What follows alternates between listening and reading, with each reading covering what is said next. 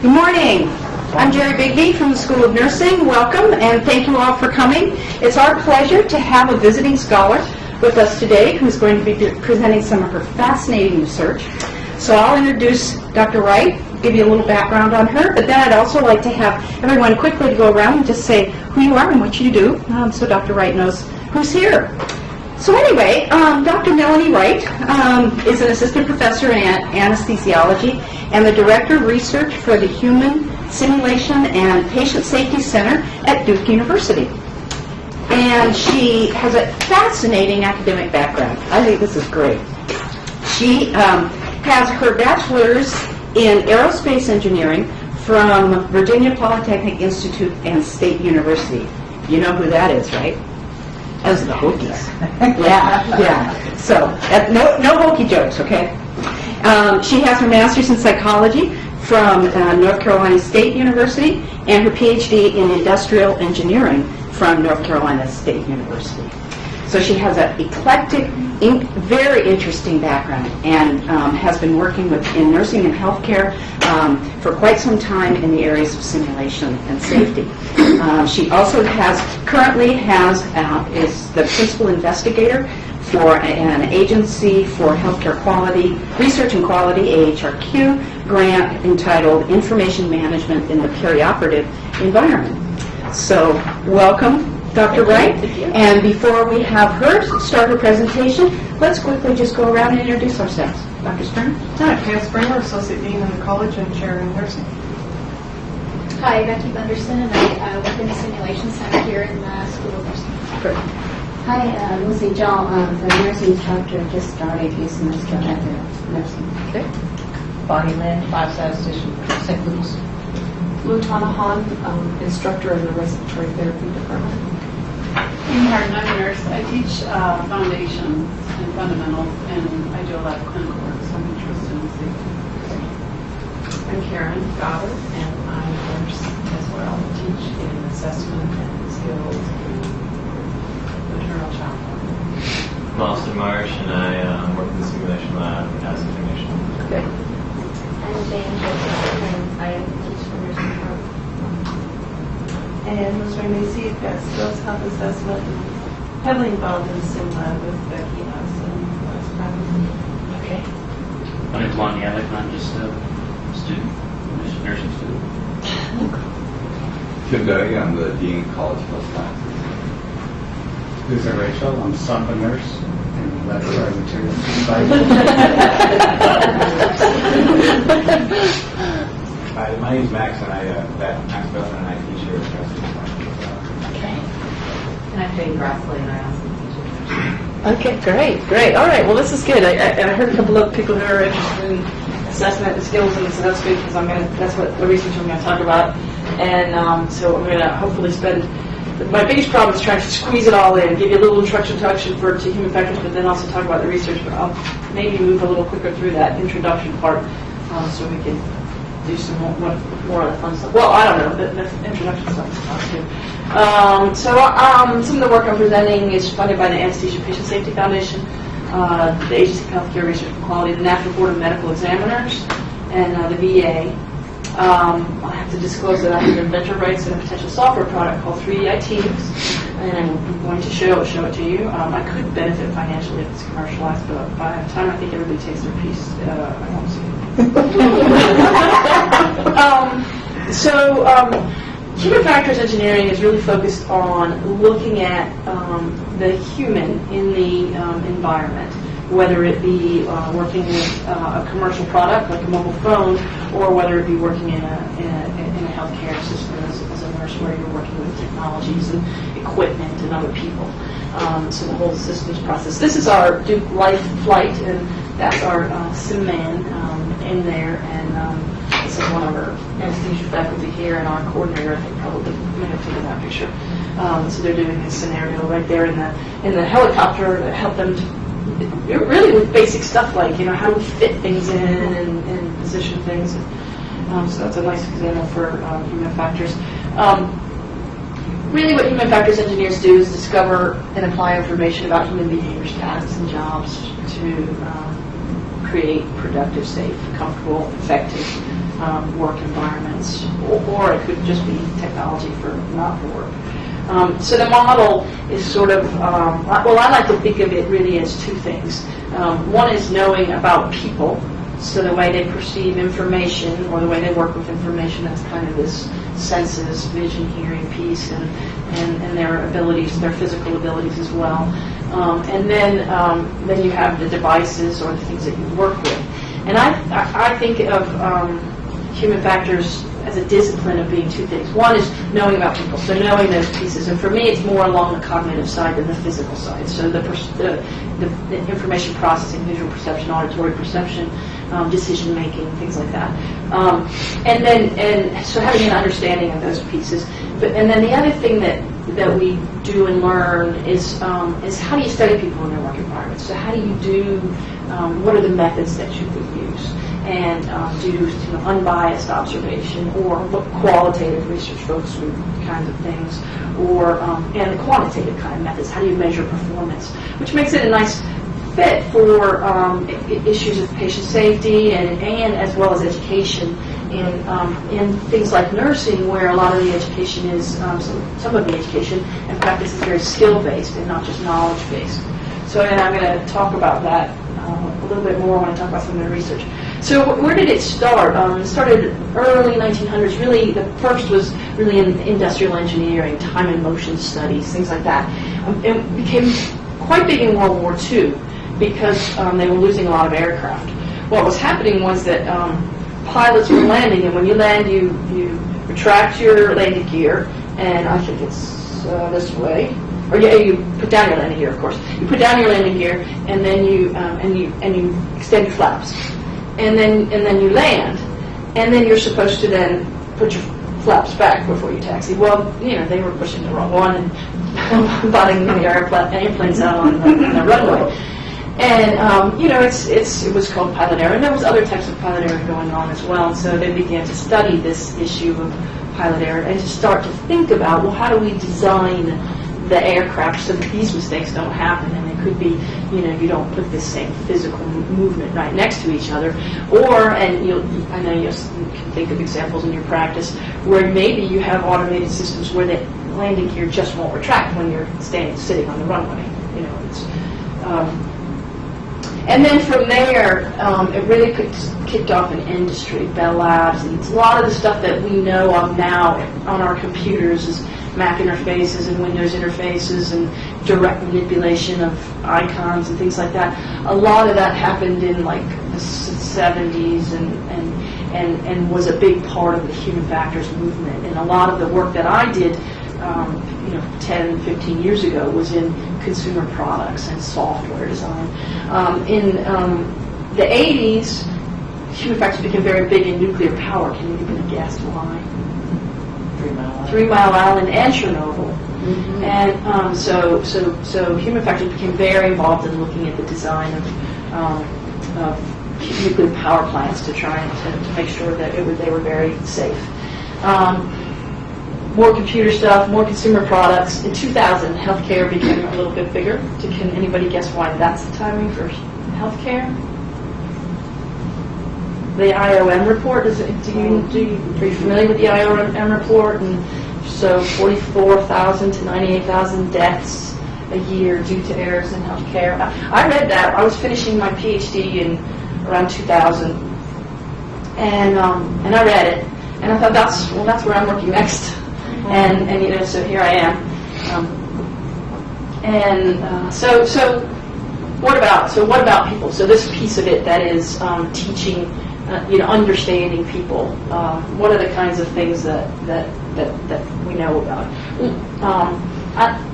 There's a model of how you think about people working with information, human information processing. Information comes in, and you would be amazed at the capabilities of our senses. Our perception and visual senses are just incredible.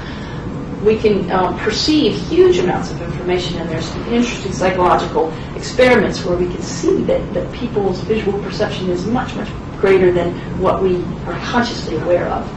But it's only when we attend to that information, though, that we become aware of it and then can process it. And then we have limited ability to do that processing and working memory. So there's some things that we've learned through psychology research. One is that our attention is limited, so there's only a certain number of things that we can pay attention to.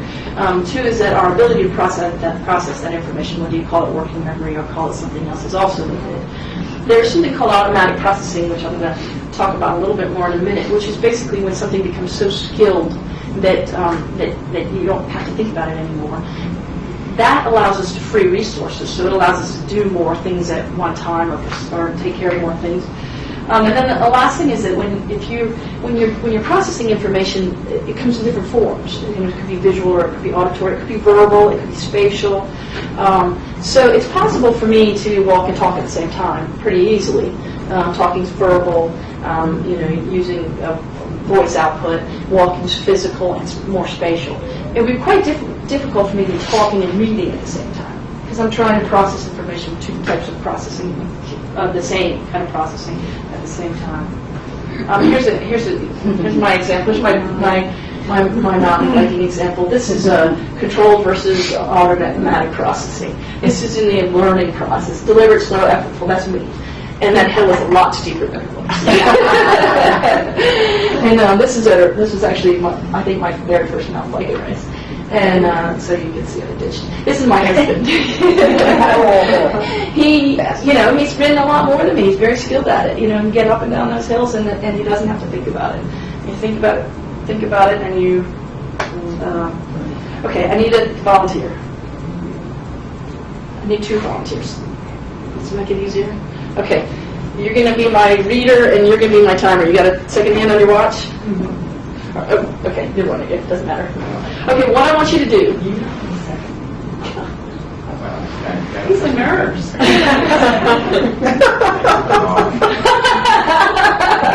Next. What I want you to do is tell me what color you see. I'm going to go left to right, row 1, row 2, row 3, and just say the colors. Okay, you ready? Go. Red, blue, green, yellow. You time now. Yellow, red, blue, yellow, red, green. What was the time? 7 seconds. 7 seconds. Very good. Okay. I want you to do the same thing again. Just tell me what color you see. Okay. Red, blue, green, yellow, green, blue, red, yellow, blue. What was the time? 6 seconds. Good. Faster, right? Okay. Same thing. Just tell me what color you see. Same order. Red, blue, green, yellow. Tell me what color you see. Don't read the words. Green,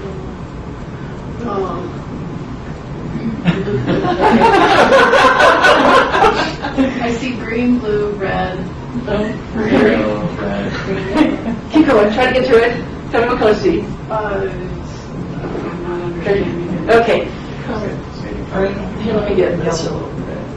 So, green, yellow, red, blue. Green. Okay, we'll start over. I'm sorry. I'm very embarrassed. Okay, yeah. Green, yellow, red, blue. Green, blue, red, yellow. Yellow, blue, red, green. What's our time for that one? Long. Let's see. Just about 10. 10. Okay, so what's going on? You have to turn. Reading is automatic processing. We learned it when we were 6. It's a complex skill. If you worked with a 5-year-old and started, my daughter's 6 and a half now, if you've worked with someone and you think about how hard it is to learn all those little different codes for letters and what they all sound like and how they sound different when you put them together. But we learn it at a very young age, and we practice it, and we are very skilled at it, and we cannot turn it off. It gets in the way. So color recognition is also very, very automated, and so we have a conflict here. And if you have a bottle that has the same color on it and has all the time, and somebody tells you to read the label, and it's in the same position it's always in, and it's a drug bottle, and you go to grab it, and people say, read the label, you have to read the label. It may not be physically possible for you to actually see and identify something that's different because you've done that automated skill so well. Maybe we'll have a little more time to talk about this and show another example. But that's just to show you an example of how part of human performance is at a subconscious level. So can we eliminate errors by being careful, by paying more attention? So sometimes we can, because we may not be able to turn those processes off. Another concept I like to think about when I'm talking about human performance is, I'm going to go a little bit faster here because I want to get into the research, is this idea of situation awareness. I'll tell you what this is, and then I'll skip more quickly through the decision-making piece. And this is really the idea of your current understanding of the environment. So you have your book knowledge, your experience, all that sort of background knowledge. Now you're in a situation where you're caring for a patient, and now you have to know what the current vital signs are, what the patient's problems are, diagnosis, things like that, what's going on, who's doing what, all the current information. And then situation awareness is your ability to sort of integrate all that current information with your knowledge and experiences to just understand what's happening and to sort of perceive what's in the environment, understand it, and then maybe even predict what's going to happen next. So that's your situation awareness. You have a high level of situation awareness. That means you have good information, good environment, good experiences. You have low situation awareness. You're maybe missing some important things, and maybe it's not because you're not paying attention or you're not smart. Maybe it's because the information's not well organized or structured for you. There's a lot of things that can go into that. I'm gonna skip this decision. All I'm going to say is that in the lab, when we study people making decisions, they don't do it rationally, and sometimes they use shortcuts, and that can cause problems.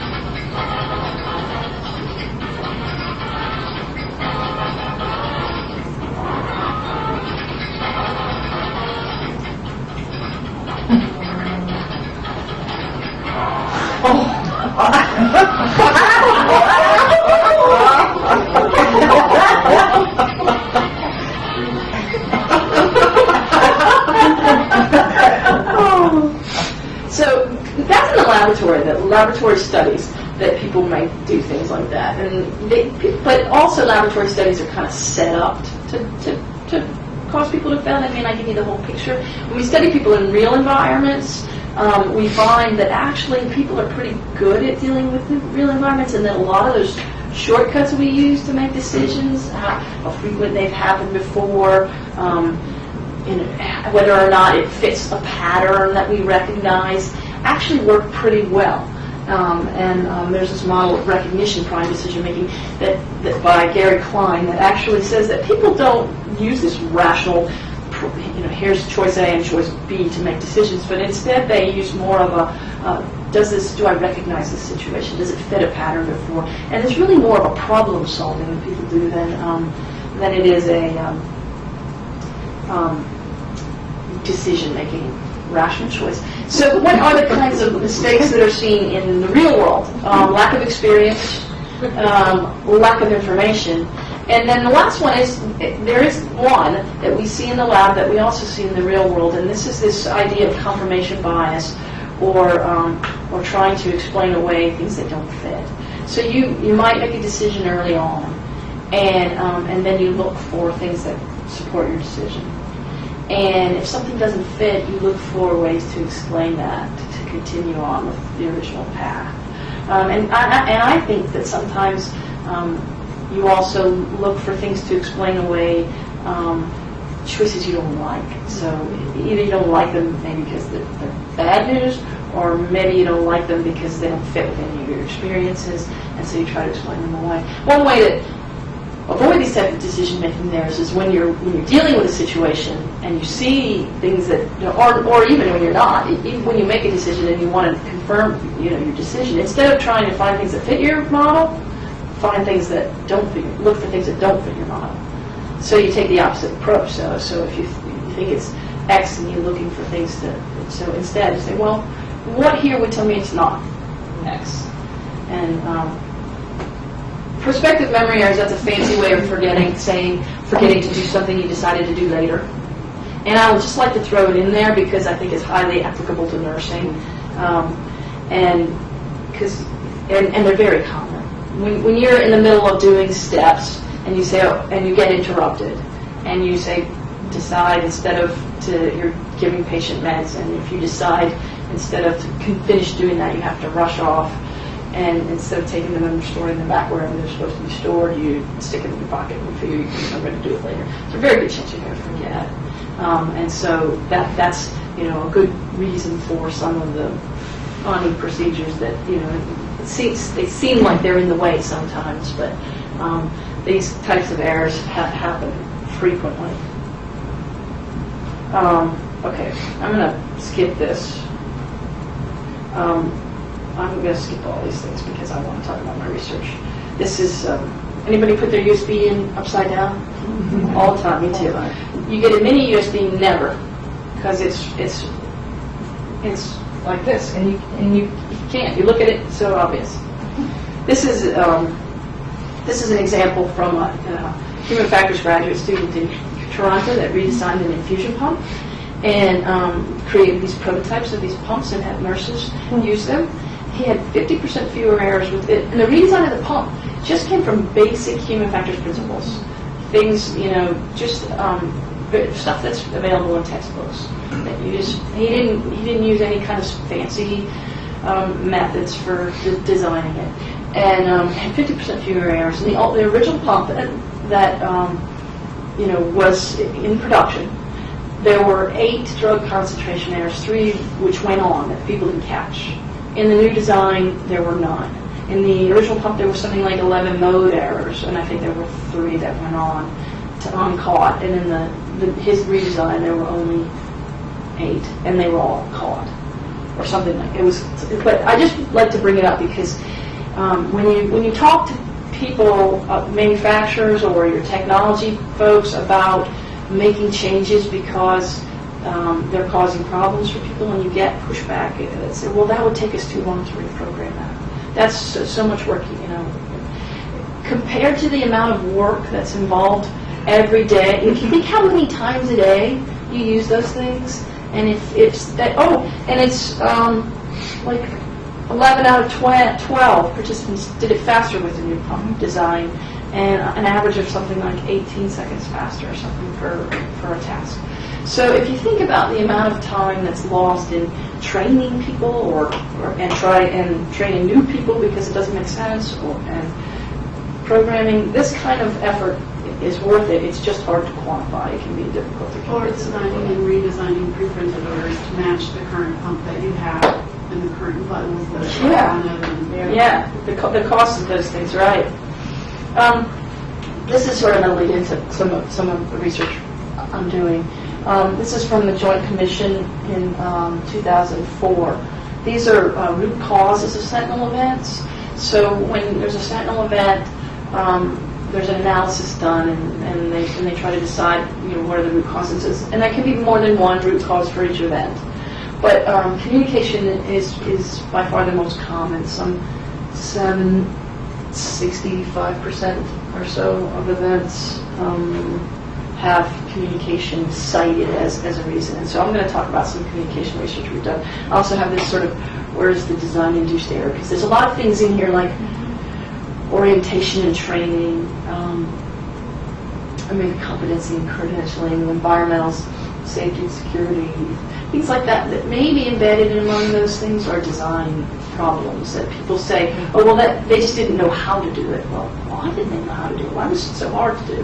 So I'd like to ask that question whenever I can. But I'm going to talk about some research we've done on communication, because communication is a big source of error and a big opportunity for reducing errors. I'm going to talk about sort of 4 studies, because this is a program of research that's been going on for sort of the past 7 years. The first is a Duke UNC collaboration that I worked on, and then a couple of studies looking at how do you assess teamwork skills, and our virtual environment for teaching teamwork skills. So I want to say about 2005, GlaxoSmithKline gave us a grant for Duke and UNC to work together. So Gladstone Smith Kline really just wanted us to work together. They didn't really care what we worked on, which is noble. So, and they wanted the schools of medicine and the schools of nursing to work together. So they wanted a really inter-schools and multidisciplinary collaboration.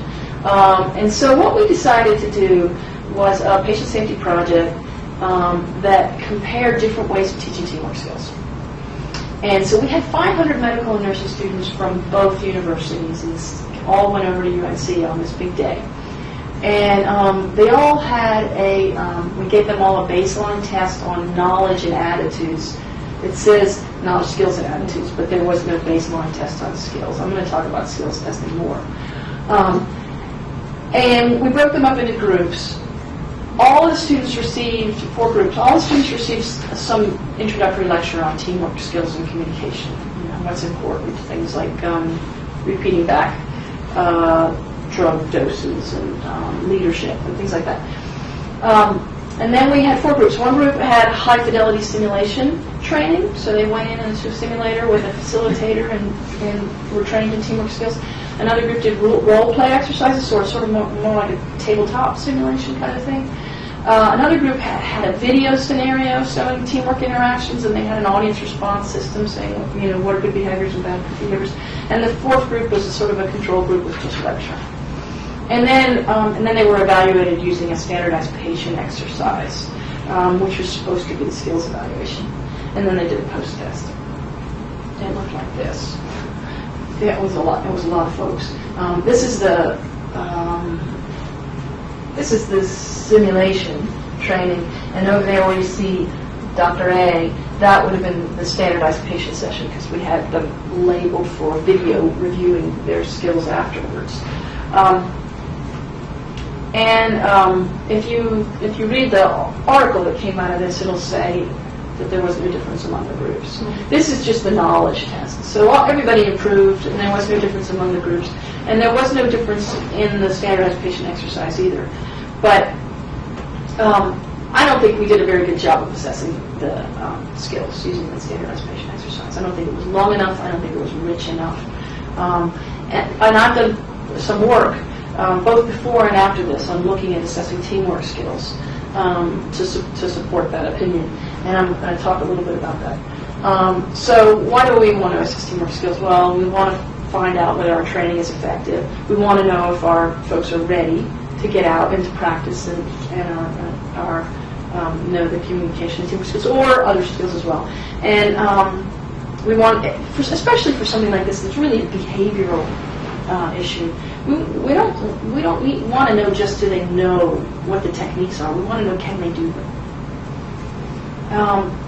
So right now, what's primarily done is observer-based rating scales. You can do it in the field, you can do it in the lab. And so the first study I did, which has been probably was before that GSK project, 2003, 2004, looked at an observer-based rating scale that I had used in my dissertation, not in a healthcare environment, and to see if it would work in patient simulation. And I was interested in doing it in simulation because it's easier to control. Because if you go into the field, you never know when you're going to bump into a situation that makes a rich opportunity to, evaluate teamwork skills. And so that's what we did. We used it's a behaviorally anchored rating scale, which means that we had 5 dimensions of teamwork. These are those. And you scored on a scale from 1 to 5, but underneath those we had specific behaviors we were looking for, and we counted those behaviors, and based on those counts of behaviors we scored them. And so it was trying to provide some structure to it. And we had two raters, and we looked at interactability. And I apologize for, wait a minute, how do I pause this? Pause it, okay. I apologize for, let me see, I don't know if you guys are going to be able to hear this. These are real subjects, so that's why you can't see them, and their voices are changed too. So what's important really more is the sound. But what's happening here is that we had 4 medical students, and we gave them scenarios. We gave them classroom scenarios, and we gave them simulation scenarios. The classroom scenarios were really an assessment of a patient case and listing problems and things like that. The simulation scenarios we had an appendicitis case and an MI case, and this is from the MI case. It was a shortness of breath without chest pain. And since they were first-year medical students, so they didn't have much clinical experience. And so what we did was we allowed them access to a computer to look things up and figure out what they would do. We said, imagine you're in the emergency room, this patient walks in, there's, everybody's, there's a hurricane, something, and you have to deal with this patient, and the four of you can work together. And so give them an opportunity. They had to make their own teams. They had to decide who was doing what, and that was all part of how they were assessed. And this is an example of one team. And what's happening right now is, the patient has come in with shortness of breath and sort of momentarily lost consciousness.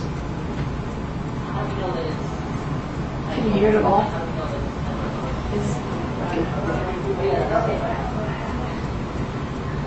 How you doing, man? Yeah, you weren't responsive for a little while. How's the breathing? Is it getting better at all? Can you guys hear it at all? Well, we think we were able to at least help your symptoms a little bit with the nitroglycerin, but you don't feel any relief? You feel any relief?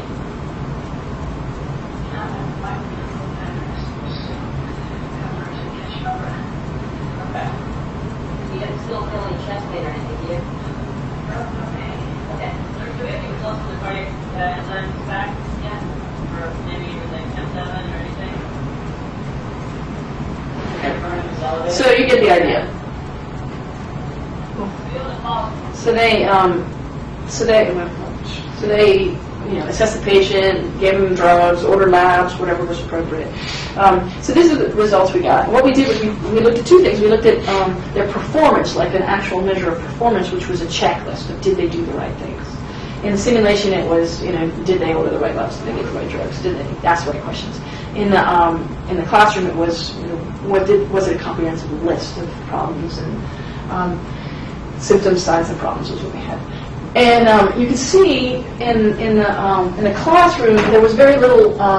If you look the observer ratings on the y-axis, there was very little variability between the teams in terms of the observer ratings. And then there was some difference in the performance measure, but there's no correlation there between the two measures.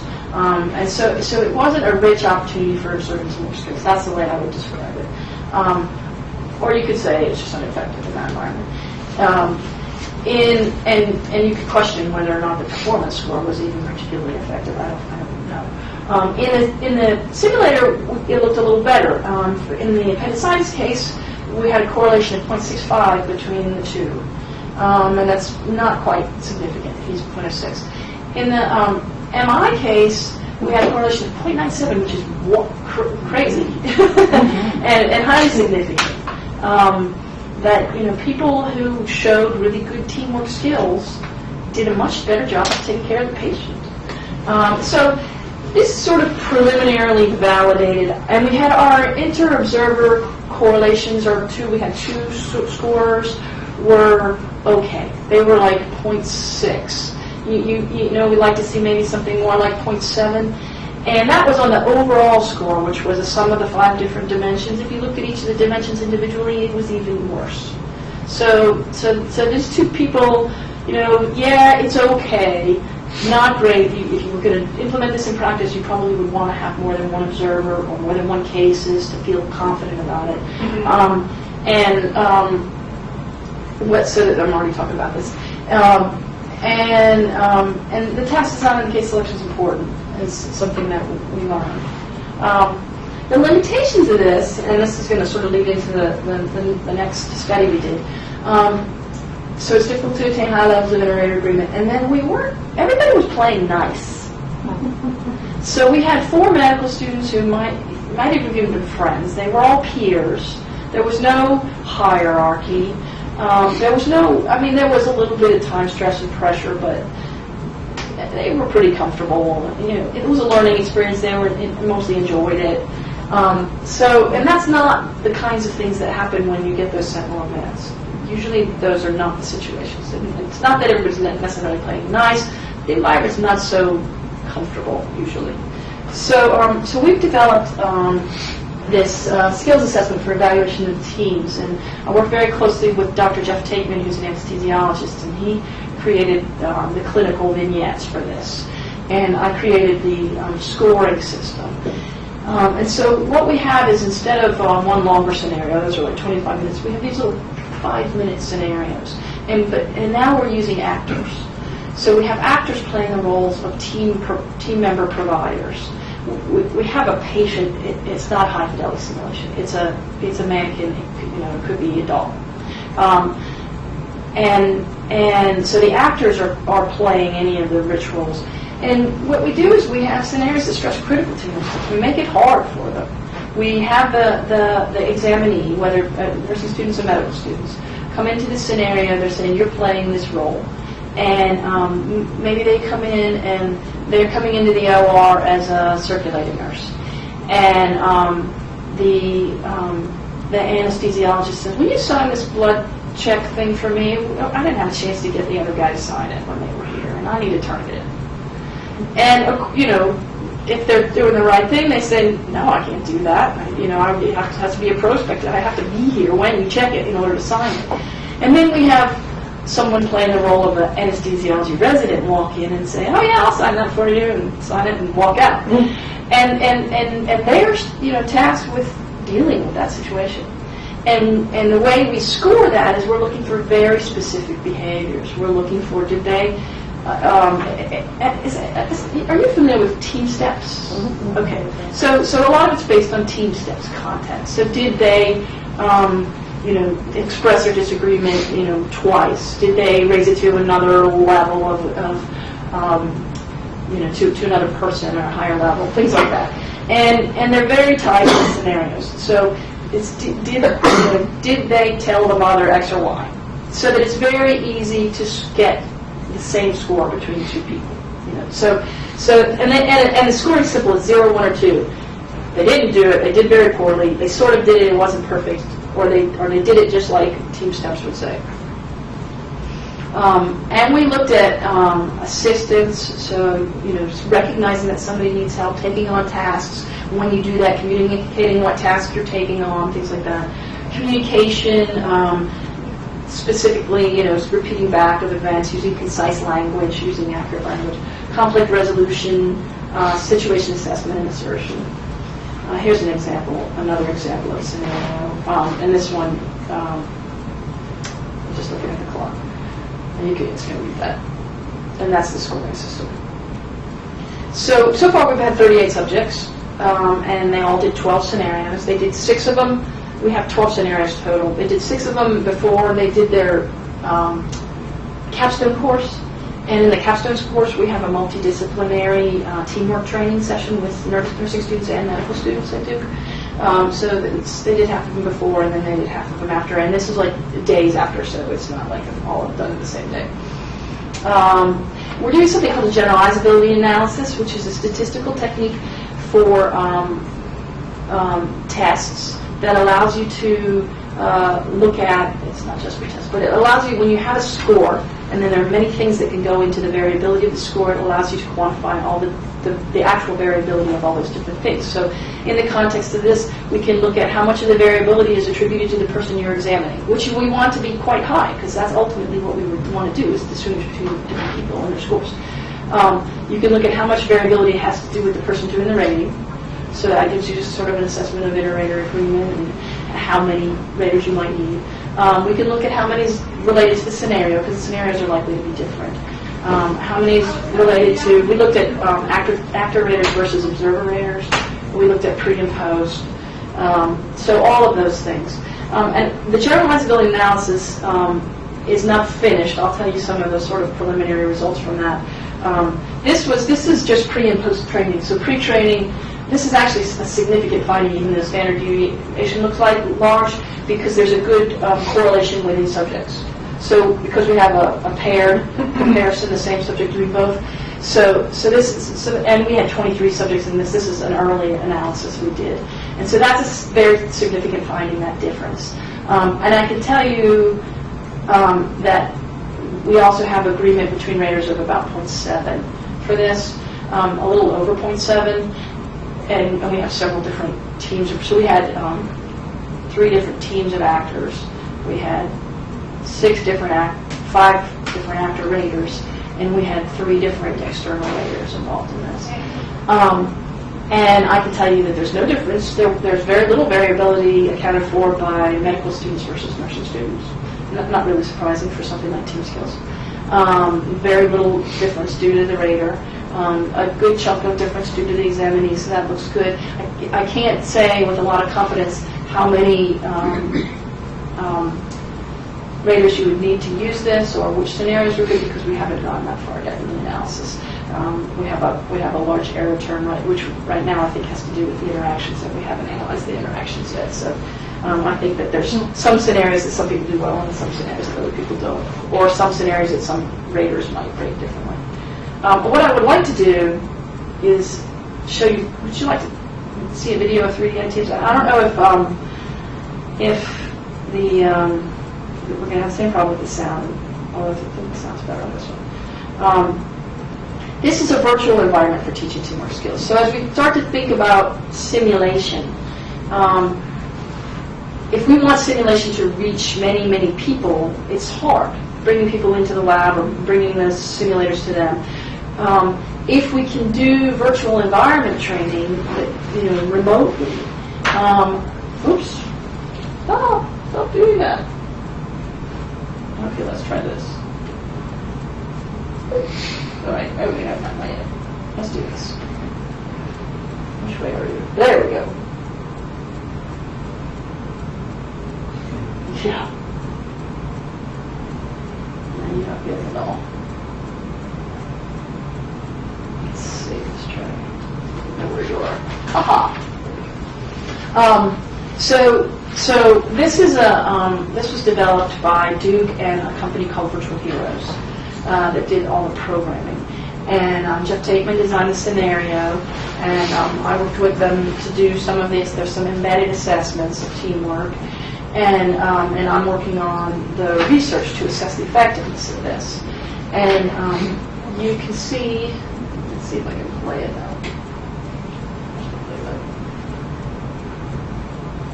All right. Try spacebar. Try the spacebar? Thank you.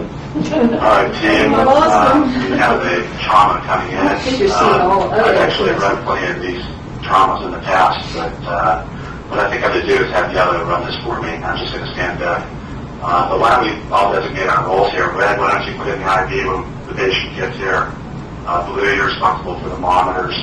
Green, I want you to stand by and do the primary survey. And yellow, why don't you just go ahead and make things happen? Any questions at all? Yes, sir. Yes, sir. What we have is a trauma case. So the patient here is a trauma patient, has a collapsed lung and a leg injury. This is funded by the Army to develop this. That's why it looks like an Army field hospital. Okay, so let's attach monitors. And we do some things to set them up to make errors. Do the primary survey, please. I'm working on the idea. Let's also take the chest, please, and establish why the false oxygen strategy. You're not seeing all that because I'm not really well. There's no right sound on the left side. So the patient is left-sided. We're trying to set them up to do it wrong-sided, so we tell the person that's standing on the right to decompress. I think this group actually caught it. No, not yet. These are the blood pressure assessment things that people are coding. They see Heart them. rate so high, indicating that the patient's hypovolemic. And then, okay. And then we also set them up for an error with the blood bag because let's see where we go. Okay. So we did a research study to compare the effectiveness of that with high fidelity simulation and a control group. And we had we used advanced practice nurses and residents for our participants in this study. And we used the Safe Teams vignettes. So they had 3 of those vignettes prior to training and 3 after. And then we assessed them again 3 months later. And one group used this method of training. Everybody saw sort of a Team Steps video. One group used this method of training. One group had eye fidelity simulation using the same scenario, and it was the same instructor in both cases and somebody who's not financially tied to 3DI teams. And then the third group watched a lecture with PowerPoint slide kind of thing for the same amount of time. And this is the results we have right now. So the blue is the pre-training, and the red is the post-training, and the yellow is the long-term post, 3 months later. Along the bottom here, this is the number of subjects we have. We don't have all our long-term posts in. This is a virtual environment simulation in our control group. And we haven't done the statistical analysis on this, but what you can see is that we're seeing improvement pre and post. And at least for the virtual environment and high fidelity simulation, that we're maintaining, or perhaps even improving more over the long term.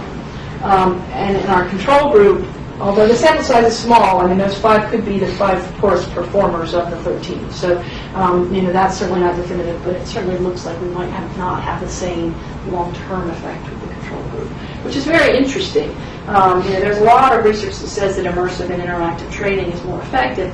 There hasn't really been anything that shows that this is true in the context of something like training teamwork skills. And I think a big part of that is we haven't known how to assess it yet. And I think we're doing a much better job of it now than we were 3 or 4 years ago. Did learning styles enter into your research at all? We didn't test for learning styles. I think it's certainly an interesting concept, and that it's probably certainly would, but we haven't done that.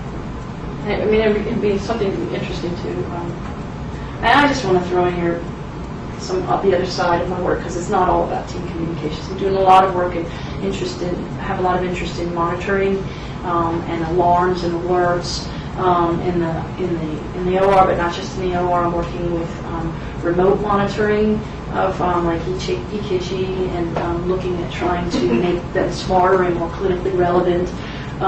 ILLIAD is an interactive learning environment at Duke. That's the next step from 3DI teams. We've been funded by the Duke Endowment to develop an interactive learning environment for medical students and nursing students. It's going to be the same software that does not just teamwork training with its simulation, but other types of training, maybe more decision-making focused and skills focused, because it's a virtual environment and you don't have the good physical fidelity. I'm working on electronic health record design. This is a setup for a new experiment where I'm going to use eye tracking to collect data from folks working in the ICUs when they're doing patient assessment, to see what their information they're using. So this is an attending is wearing the eye tracker. The little red cursor is what he's looking at. But you get all the audio recordings, so you know what he's hearing from other providers. You can't see the details of the paper-based record and the electronic record, but he knows that there's a green sheet, and that in that portion of the green sheet is this information. And he knows that in this lab sheet that these are the data he was looking at. And so what I do is I collect the data in the context of rounds or some time when they're doing a lot of patient information gathering, and then the next day sit down with them and do an interview and ask them to tell me what they were looking at and why. Because I think that if I was just to sit down and ask them what was important, I would get some list of things. I don't think it would be nearly as rich or as comprehensive as this. Because I think that there's a lot of things that we do and look at, and I know this is true, that we may not even be aware of. It has to do with that sort of automatic processing thing as well. Because there are going to be things that, this is going to make assumptions about what I know and don't know. So they're either going to make it overly simplistic for me because I'm not a clinician, or they're going to skip things because they're going to assume I know it. And so this makes it a much richer way of collecting that information. So what's your hopes with what you collect? So the initial grant is a R21, which is just a 2-year grant, and what I hope to get out of that is just some guidelines that designers could use to say these are the kinds of information that people find important. So, like, for example, just in doing this to write the proposal, I discovered that the most important thing that people look for right away is what has changed with this patient since I last saw them. And yet, when you go and log into an electronic record system, it doesn't look at who you are and who the patient is and put up right in front of you the lab results that have come in since you last looked at it. And yet it would be quite easy to do that. I mean, those are ways we could facilitate it. And so that's the kind of thing I'm looking for just in the first year. But then beyond that, what I hope to find is more ways of sort of automatically prioritizing information. Perhaps we'll find that what's important to a resident is what their attending looked at, and so that we can make these systems a little bit smarter and maybe using some more of the kind of richer technologies that you see in search engines and things like Netflix or whatever to help, using social information and things like that to help prioritize and organize the information that's presented. And also to recognize things like irrelevant or invalid data so that we can suppress the things that are likely to get in the way. So that's the longer term goal. But the shorter term goal is to just structure it and describe it. And then I'm also interested in doing some research in inattention errors. And a lot of times, well, just historically, I'm sorry, I have another movie, but we'll skip that and talk about and say you have time for questions. But in my 7 years at Duke, I came in thinking that they would give me a list of what the problems were and I could work on them, and I found out that that wasn't true. But what I found that the things that I'm working on are not necessarily the same things that are the adverse events are seeing every day, and a lot of those are related to inattention errors. And when the patient safety officers come to me and say, Melanie, help me with this one, this wrong-sided block or this wrong patient event, and I look at it and say, oh man, those are hard problems to fix, And I keep saying, well, I got to figure out how to fix it. I got to figure out how to fix that. Those are hard problems to fix. Well, I think I have an approach to look at both changing the technology, so fixing the automation so there's not so many false alarms, so that people are not likely, because that pushes us in a direction of ignoring things.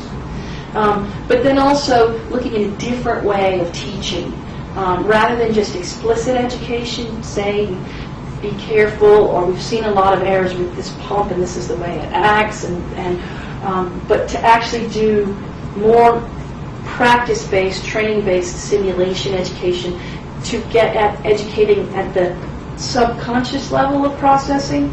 So instead of just showing somebody how the pump works and showing them where they can make a mistake, actually have them program the pump 100 times and throw an error in 1 out of 10, and then give them the feedback that the error occurred. And because in the laboratory research, if you increase the rate of events, people become more sensitive to events, and it has nothing to do with you. You can use instructions, though. I think the effects are not as long lasting. It's actually experiencing the events yourself. And so the research I'm hoping to do there will look at how closely does it have to be to the real world? Can we do it virtually, or do we need to do it in the lab? Or do we have to put false events in clinically? Do we need to go into the ICU or put in a patient with the wrong name on them and see how long it takes for people to recognize that those things? And so that's another area I'm interested in working in, and hopefully we'll be doing in the future. Okay, so sorry, I take up all the time. I didn't plan to do that, but I knew it was going to be tight. So can I answer more questions? Or we can do a video. Well, one thing I picked up on that you just commented on was ways to make the computer smarter to organize the data, and I think that would be a huge help, so that would help direct the user in the right direction in gathering information in which to make decisions. Absolutely. I see that as a huge piece, and the fact that you say it's so simple to do, it's like, some of it is simple. Okay. Yeah. Some of it is simple. Yeah. Because that's where all hospitals, the hospital I work for, or I'm in now, is closing in a couple of weeks for an entire month. We're not have our students there because they're rolling out this huge new system. Right. So, it's just the way it is. Right. And like the project I described, doing all that work with in the ICU, looking at that's a 2-year project. Nobody that's developing an EHR is going to fund a human factors researcher for 2 years to go through and do that. So, so the fact that I think National Library of Medicine has decided that they'll fund this, I think is relatively new. and that information, hopefully all those companies will use it. That's another question. And Why are another. they interested in that? Doesn't that make them the best of the breed? If they can smartphone their market that way? They haven't figured that out yet. Oh, interesting. So I think so they're getting there, but marketing based on usability, like it's happened in consumer products. I don't know if you guys remember when you had VCRs and how horrible they were to use, and how much easier DVD players are now. We did because they were all like that. But now you pay a little more attention. Certainly with mobile phones, the first mobile phones that came out were really terrible too. And now there's a much more emphasis. And all of those companies that make those phones have human factors departments, and they have people paying attention and doing testing on the design. There's a lot, and with web-based stuff, there's a lot more of that evaluation ongoing. And it's different though, I think, in healthcare because the market's smaller, so they get away with more. And also, I think because I talked with Jerry about this last night. Healthcare has a nice has this sort of can-do culture. We'll figure it out. We'll make it work. And the people who make the decisions about the purchases aren't necessarily the same. Just people who use the systems. I don't think there's as much pushback from the people who are actually using them as there should or could be. This is why am I paying $8,000 to be trained on an EKG monitoring system when you're not teaching me how to recognize arrhythmias. You're not teaching me the knowledge. You're just teaching me what menus and buttons to push. Why can't that be like an ATM? Walk up and use. I mean, some things can be, and they're making money on the training. Why should they fix it? And so, as long as the healthcare systems continue to say, "Oh yeah, well it's part of the model. Sell the system, sell the training." Yeah, I also noticed that in different hospital systems, in the same location, same city, they use different e-documentation systems. So that would be a problem to fix. Yes. Yeah. So if we want everything and the electrical medical record, so how standardization is a huge opportunity. Standardizing things would make a huge difference in healthcare. It's just very, very difficult to do. You have to get all the different companies to be on board with each other. You have to get them to agree on the standards. There's a lot of, intellectual secrets that they don't want to share. And I think it's very important to do it, and we need to keep working toward it. It's just hard. When you look at kind of the meaningfulness of the long-lasting learning experience from the different simulations, does it seem to have a bigger impact, like if you were testing first-year medical students versus fourth-year and their degree of knowledge, or is there not an effect? I don't know the answer to that. Okay. I think it's an interesting question. I was just wondering, because you mentioned the thing with the pump and doing it 100 times and at some frequency having an error built in and looking at the response to those. In our training we do some repetition. And that's something I would like to study, and if I get the funding for that, it would be a big amount of money over 5 years, and it would be a question because I'd be very interested in knowing if I take somebody who's naive and hasn't used a pump and do it versus if I take somebody off a unit and I give them something that's similar to the pump they're used to, how different it's going to be. It's going to have a different effect, yeah. Because certainly if you look at human performance research on what's something called signal detection theory, it's our ability to identify a signal among noise. A signal would be something that is unusual, like a wrong name or a dose. There's something the things that impact performance are the salience of the signal. So how different it is from how obvious it is. How loud is the warning. But then the other thing that impacts it is something called response bias. And that is how much of that signal is needed for us to say, yes, there's an event, or no, there's not an event.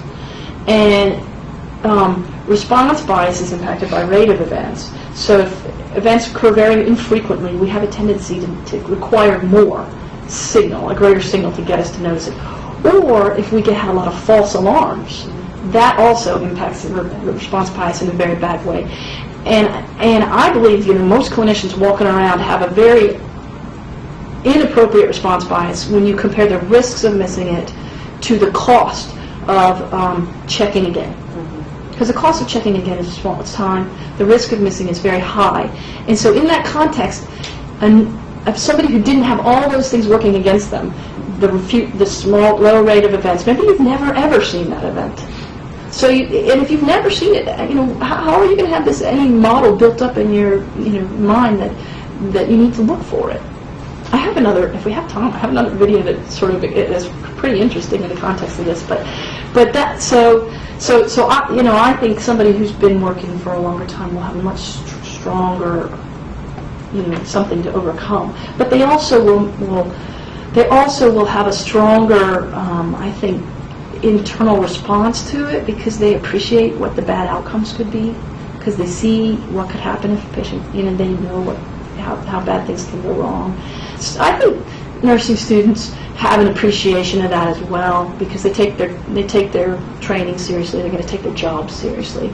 I'm not sure I would want to go take some undergraduate student in engineering and put them in it in this experiment and think that I might get the same results that I would of somebody who knows they're going to work in that area. Because I think internalizing it and appreciating that when you thought that you were never going to miss that, and then you see, oh, I did. That's I think it may depend on where you come from and what your mindset is. I think probably we've pretty much come to the end of that. I know you guys have to Dr. go. Wright has a very busy schedule today, so we're going to make sure she gets plenty of time for lunch. Thank you all for coming. Feel free to stay, and if you have any individual questions, but thank you, Dr. Wright. You're welcome. It's a pleasure to have you with us. You're welcome.